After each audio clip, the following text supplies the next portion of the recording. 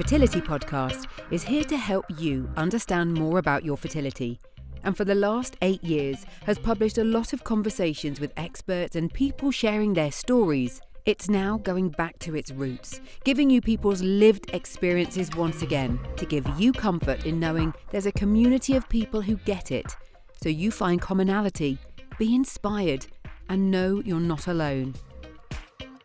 Started by me, Natalie Silverman, a former patient, once I was pregnant after fertility treatment, I later joined forces with Kate Davis, an independent fertility nurse consultant, who is now your host. And here she is.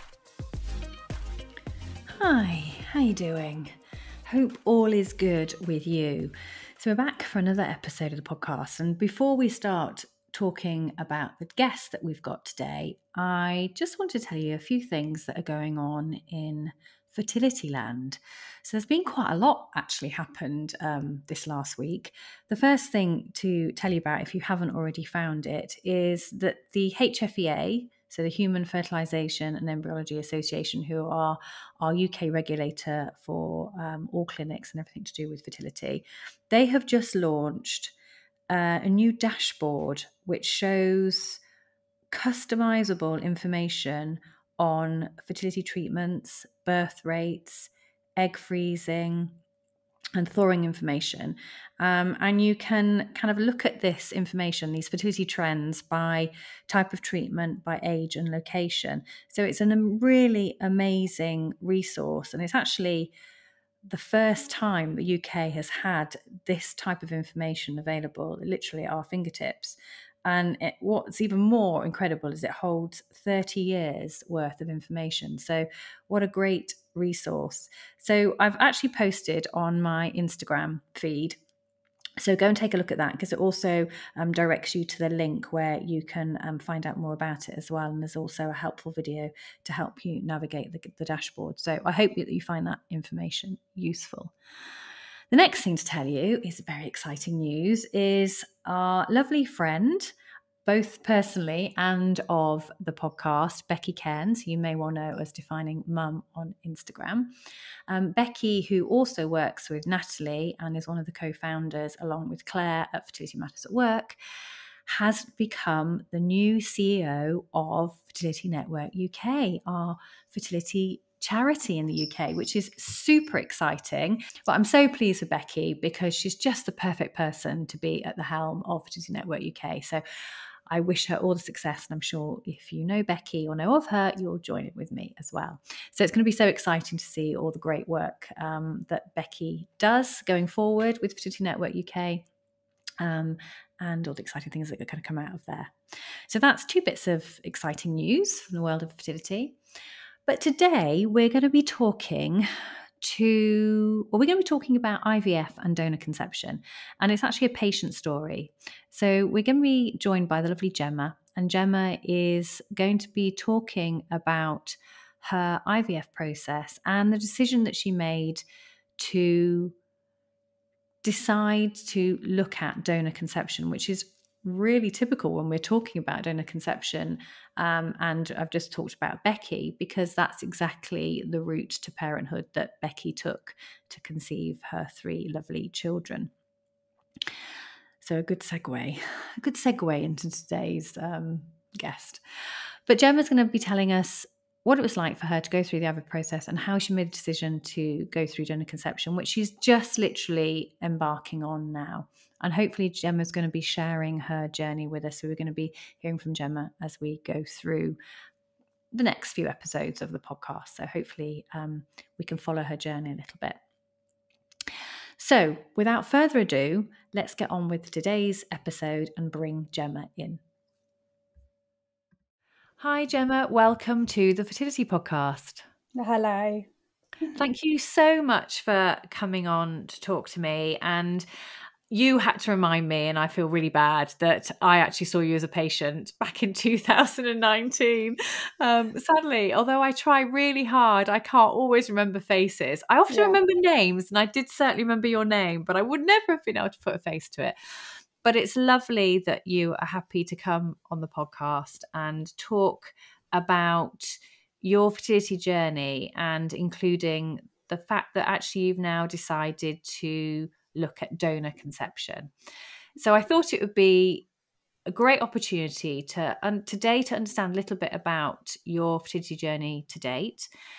And then we're going to follow you through, which I'm really excited about. So what we're going to be doing is every now and again, Gemma is going to be giving us a little bit of an update on how things are going for her as she navigates the donor conception journey. And we'll be putting that onto the episodes of the podcast. So you'll be able to follow through Gemma's journey, hear what's going on for her. And if you're thinking about donor conception, then this might be really helpful for you. So keep tuned, and we will be popping on lots of different episodes and lots of different updates from Gemma over the next weeks and months, depending on how things go. Yes. So, but before we do all of that, let's get started then, Gemma. So do you want to just tell us a little bit about your fertility journey and really what's been going on for you over the last few years?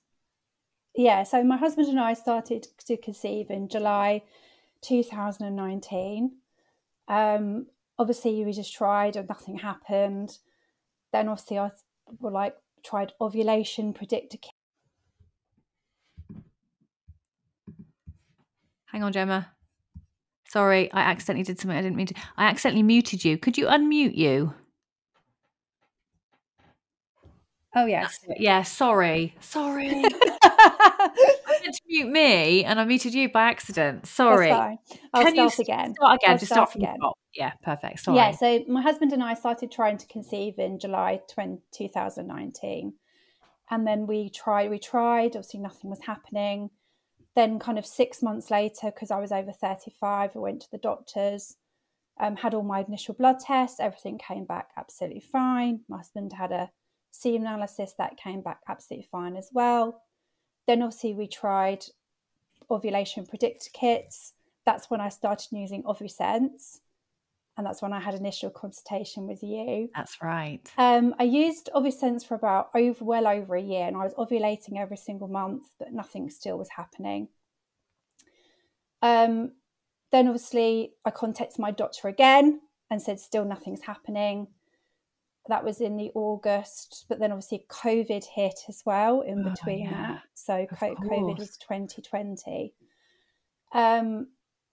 So actually, as soon as the clinics decided to reopen, I actually booked, instead of waiting on the NHS, I had some private tests. So I had my Hokosi, had an ultrasound scan, and everything was all clear. There was no problems.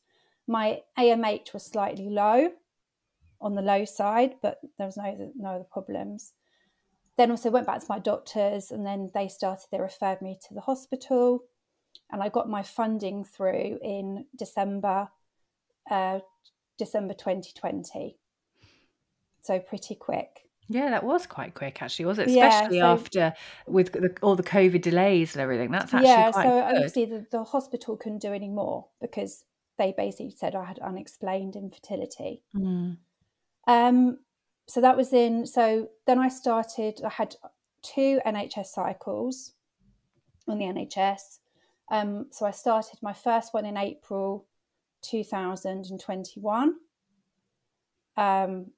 which was not the best in the world. So I had basically I had really low AMH. I'm a poor responder, and I've got a really low follicle count. Yeah. So I had 2 eggs collected, and one didn't fertilise at all. One fertilised, but it wasn't correctly fertilised. So that was over with. My first NHS cycle was over with. Then on August 2021, I had my second NHS cycle, but unfortunately no eggs were collected whatsoever. So obviously that would all finished.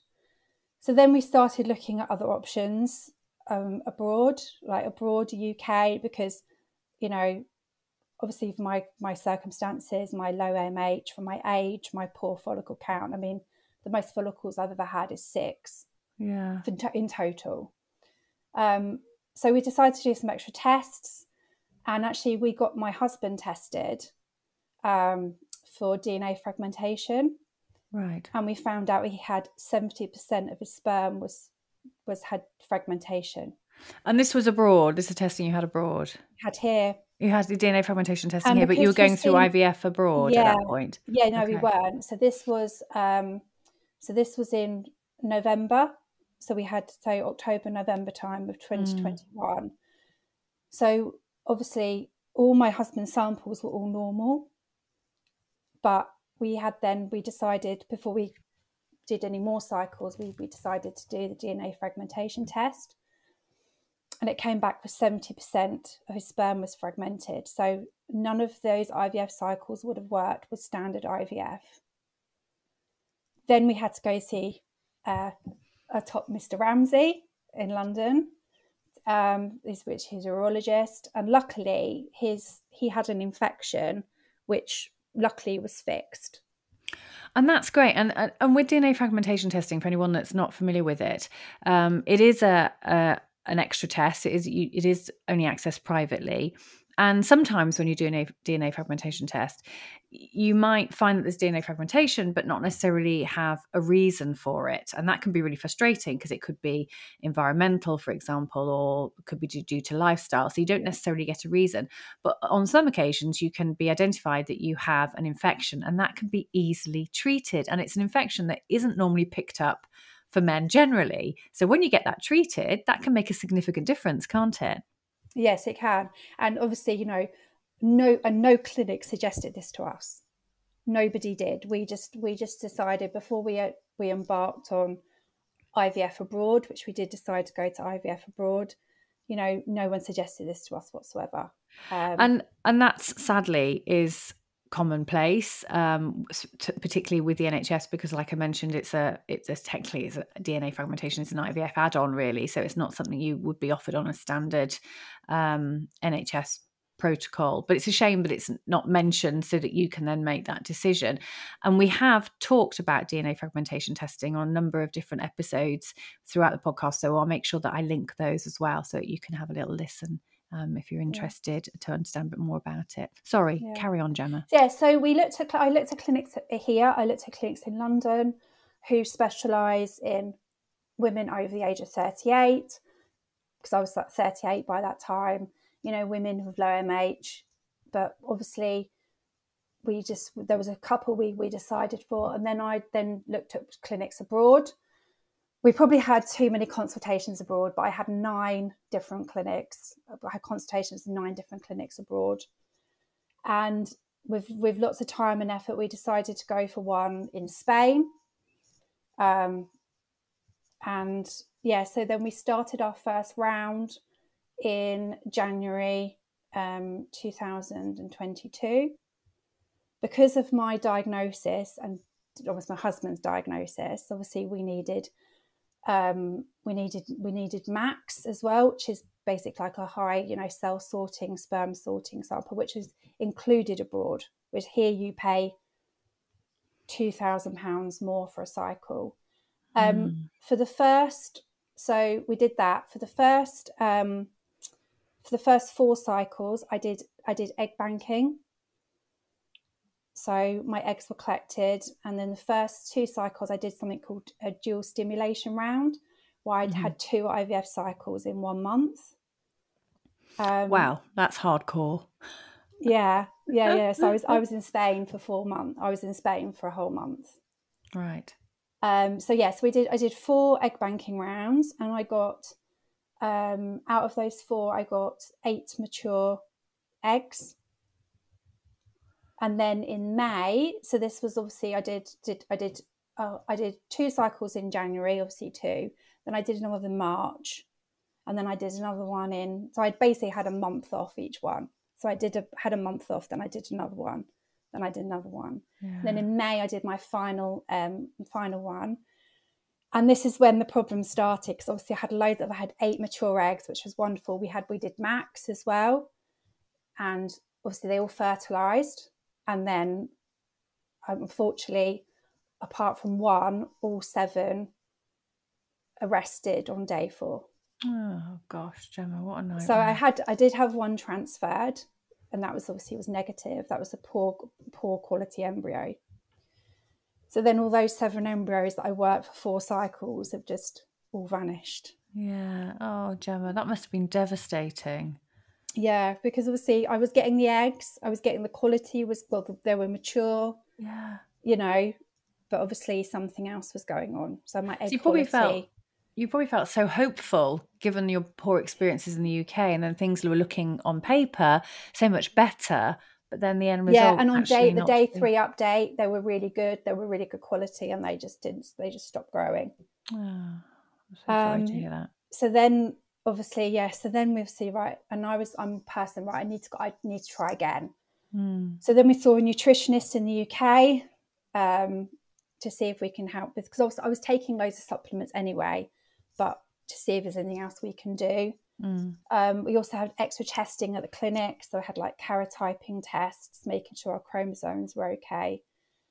I did another cycle in August 2020, last year. Again, the eggs collected, but we had a standard IVF cycle this time, so we didn't do egg banking. Again, the fertilization rate wasn't as good, but we had one transferred, and again, that was negative as well. So you've gone through all this disappointment, and trying with your own eggs.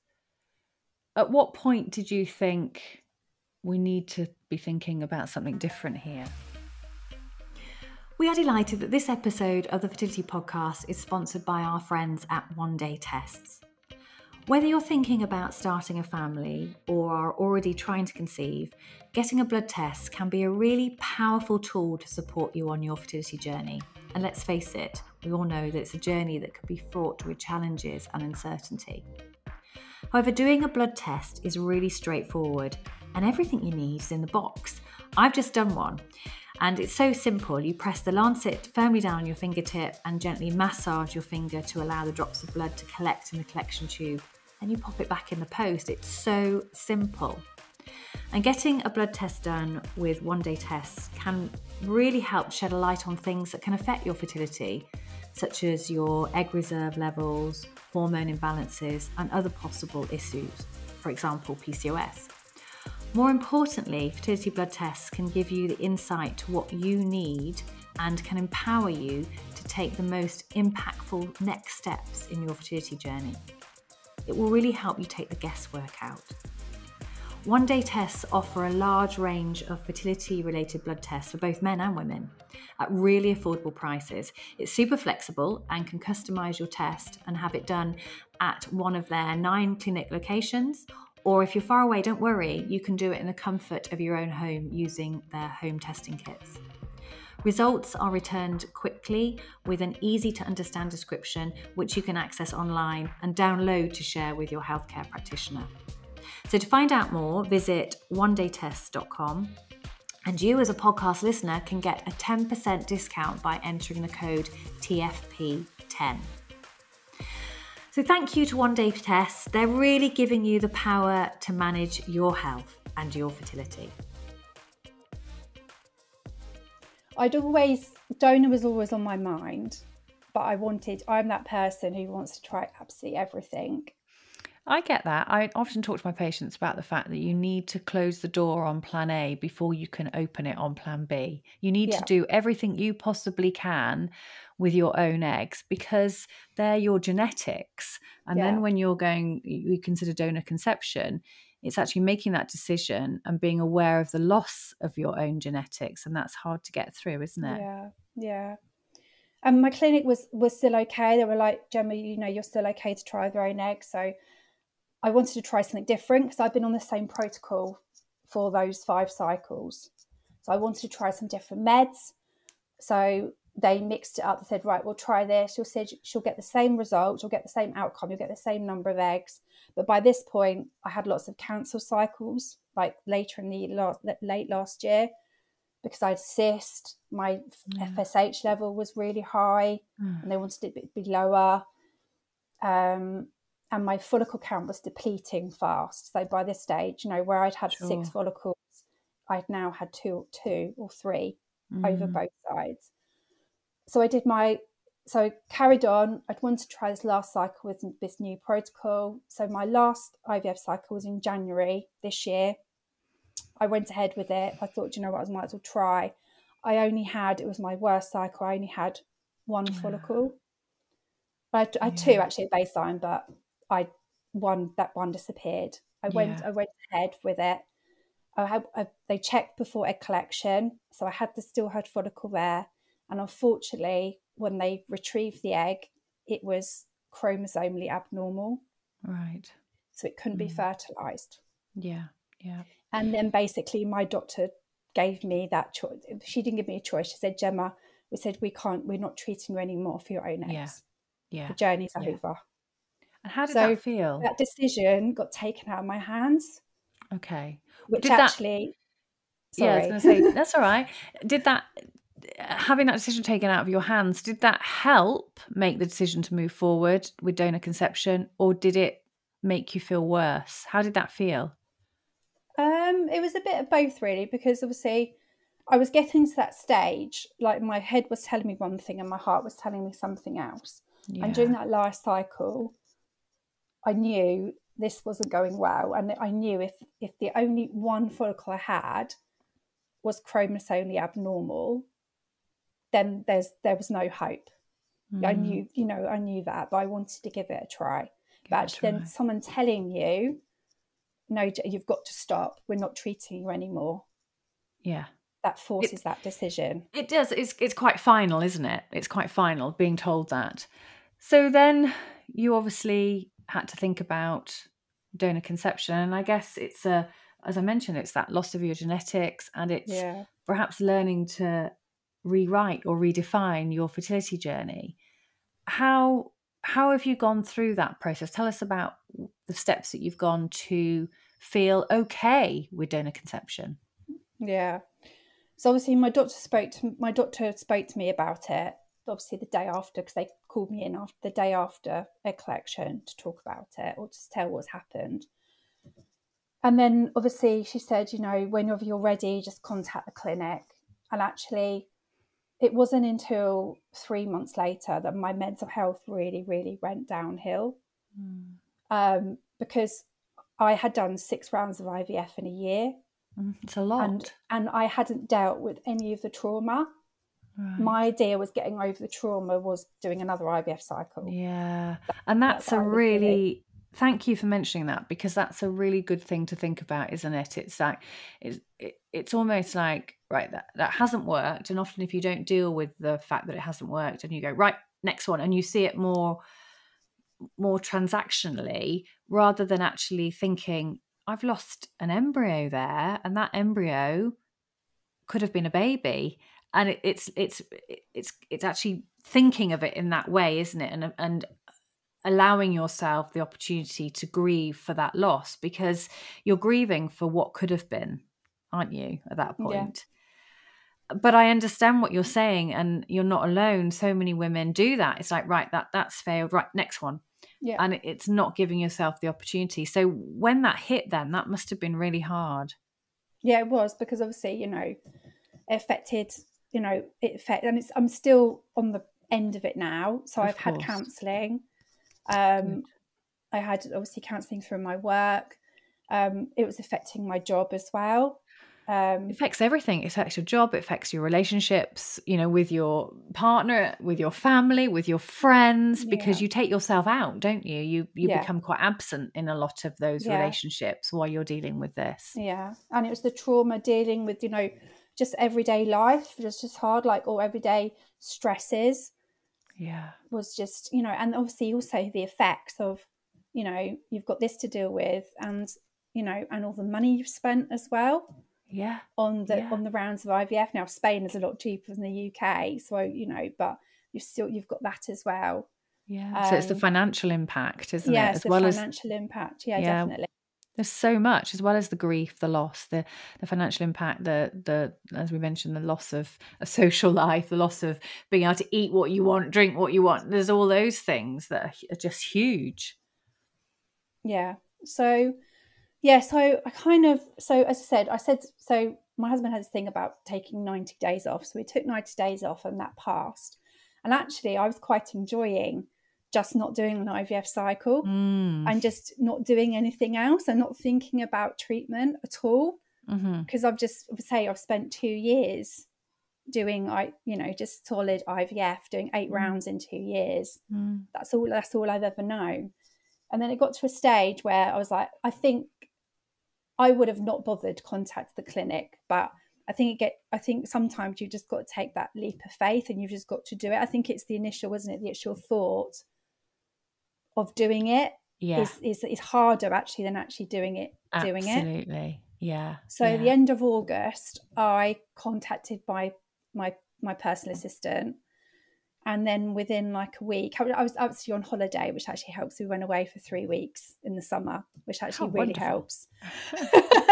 Where did you go? Went to Portugal. Oh, lovely. So 3 weeks in the sun. Yeah, for 3 weeks. Not obviously linked to IVF, which is brilliant.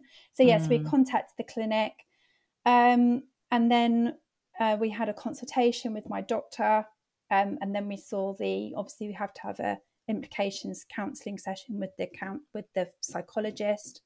So we had that done end of August, and it's all been, as I say, it's not much happened since. We've had a few tests done. So we went over to Spain the end of September. My husband has a genetic test you can have done. So you and the donor. So the donor and my husband doesn't have any genetic diseases that are carriers of anything. Yeah. And then, so then we've had all our tests done at the doctor. Luckily, my GP was very kind and got all my up-to-date testing done for us. Great. So we're just currently, where we are currently is waiting for a donor match. Okay. So that's where you are. So that's where we are. But as I said, it's been very kind of, nothing's been happening at the moment. So it's kind of, I'm not really thinking about it too much. It's not like in the back of my mind. And is that a nice place to be again? A little bit like those 90 days that you had. Is it a nice to be, especially, as we're recording this just before Christmas. Does it seem like the right time to have a little bit more of a reprieve?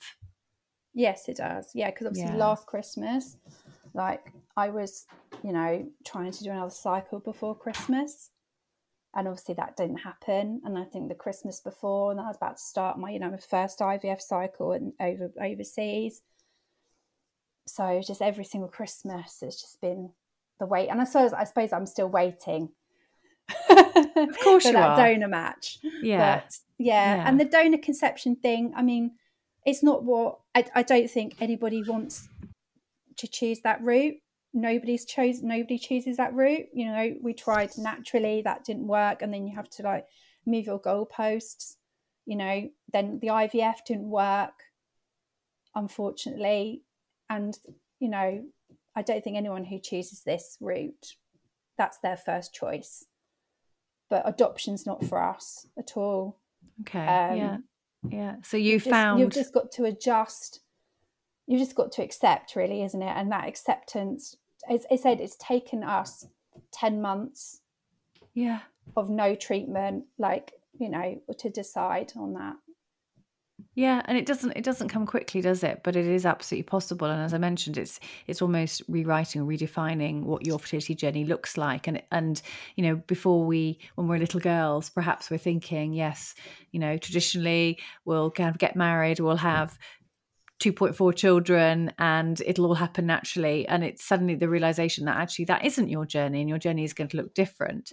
I always like to think of, and I have to admit it's not my own, I did read it somewhere, about thinking about donor conception a bit like a blueprint of a house. And the reason I think about it as a blueprint, a bit like the architect's drawings of a house. So that's your donor egg. So that's predetermined. You've got the predetermined genetics. But I don't know whether, Gemma, you've heard about epigenetics. Yeah. Yes, you have. Good, you're nodding. She's heard of it. Yeah. But for people that haven't heard about epigenetics is this really interesting field of evidence and medicine that was kind of made more popular in like the 1980s. And it's where, with epigenetics, that we have the ability to switch on and off certain genes. So, for example, in utero, you have a donor egg, and you, as the mother, have the ability to turn on and off particular genes, so that you actually do influence how that baby turns out. Because there's always this worry, isn't there, that, okay, well, is the baby going to have dark hair or blonde hair, whatever. Obviously you can choose to a certain extent, but there are characteristics that you think, how many of those are going to come from the donor egg?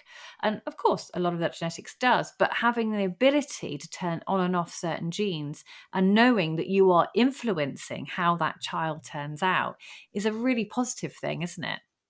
Yes, it is. Yeah. And so like the blueprint of a house, you have the architect's drawings, that's genetic egg, but you decide when you move into that home where you want to put curtains or blinds, whether you're going to carpet a floor, what color you're going to paint your front door, all of those things you decide and have the ability to influence. And that's exactly the same with the donor egg, which I find really reassuring. And when I talk to my patients about it, they find that knowledge reassuring. So that's where you are now. Yeah. You're kind of looking forward to what 2024 is going to bring. Yeah. Getting your donor match. Do you have any idea when you might get your donor match? Well, we sent all the paperwork off the middle of November. Now, I know I've got lots of friends and lots of people who go to my clinic. So a lady, actually, she's a bit before me, that hers took a month. So I don't know. I've actually emailed them today. So I don't know whether I'll hear anything before Christmas, because obviously, in Spain, they do, the clinic doesn't always open all over Christmas. So, yeah, so I'm hoping, I've ordered all my medication as well. Great. So that's all good to go. So yeah, I don't know, but she waited a month for dark blonde hair, blue eyes. It's a bit of a longer wait in Spain. Yes, of course. Then obviously, because my other friend who had her donor egg baby in August, who actually had her own egg cycle with me as well. So we met in Spain. Oh. She only waited a week because she's got dark hair. Yeah. So yes, just a bit of a longer wait, but that's fine. But the reason we've kept my clinic is because they have been amazing, and I know the own egg journey wasn't, but they've tried everything they could. Great, absolutely. And now you are where you are. Well, what would be great, Gemma, is to perhaps speak to you again when you've got your donor match through, and then that will be an exciting time, and you can tell us all about the next steps. So I really look forward to hearing more. But thank you so much, Gemma, for sharing your journey to date with us on the podcast.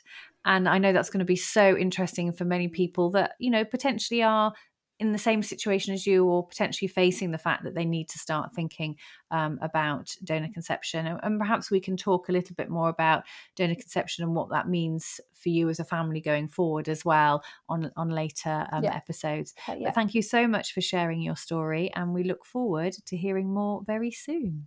Thank you. Thanks so much to Gemma for sharing her fertility story to date. That's been so interesting. And we're going to do a bit more of a deeper dive into making her decision about donor conception and the kind of thought process that she went through. So do stay tuned. We're obviously going to be getting regular updates from Gemma as the weeks progress as well. So in every episode, there will be something most likely from Gemma. So keep tuned and you'll be able to follow that. And I really hope that if you are thinking about donor conception, that you're going to find this interesting to help you perhaps navigate through this and to be a little bit more informed. If there are any other journeys that you'd like us to follow, because I think this is a great idea, then let me know and we'll get onto it, because so many different journeys and different routes to parenthood are unique. So if there's something that you particularly like to hear about, even if it's just hearing about what happens in an IVF cycle and following somebody through that, then we can do that too. So let me know.